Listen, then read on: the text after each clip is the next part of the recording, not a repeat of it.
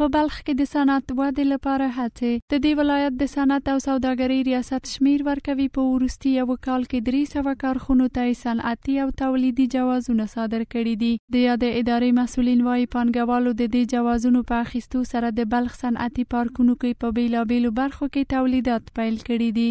په 2023 کال کې موږ هم الحمدلله د 300 څخه زیات جوازونه چې اکثره صنعتي یا تولیدي جوازونه دي موږ صنعتکارانو ته ورکړي دي چې په دغه بخش کې دوی په بلخ ولایت کې سرمایه گذاري کړې ده او د صنعت او د لپاره د کار لپاره خلکو ته زمینه مساعده کړې ده. دلته یو نوې جوړه شوې کارخونه ده چې د $1 ملیون په ارزښت د مصنوعي پنبې تولید برخه کې فعالیت لري او توانیدلې د 80 تنو ځوانانو لپاره د کار زمینه برابر کړي. مسؤلین وايي دغه کارخونه په ورځنی ډول د 1 ټن مصنوعي پنبې د تولید ظرفیت لري. دوی د ورته وارداتو د مخنیوي غوښتونکي دي.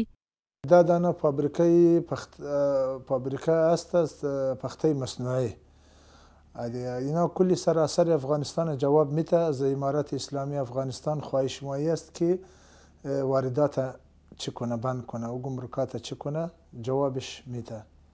همین دا 12 فابریکه پخته مصنوعی جواب 34 ولایت افغانستان میده. خداوند تجارای ما را خیر بده که همین قفشکت‌ها فعال بسازن که جوانای ما در کشورهای خارج نره، در افغانستان خود در وطن خود کار کنیم که وطن را سر پای کنیم.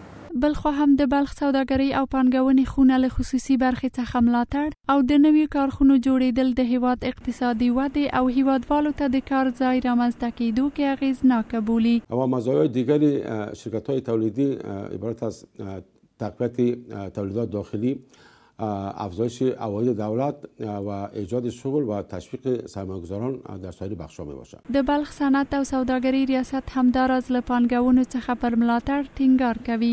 د یادې ادارې رئیس وايي اوس مهال شاوخوا 2000 لوی او وړې فابریکې بلخ کې بیلابیلو برخو کې پر تولیداتو بوخت دي.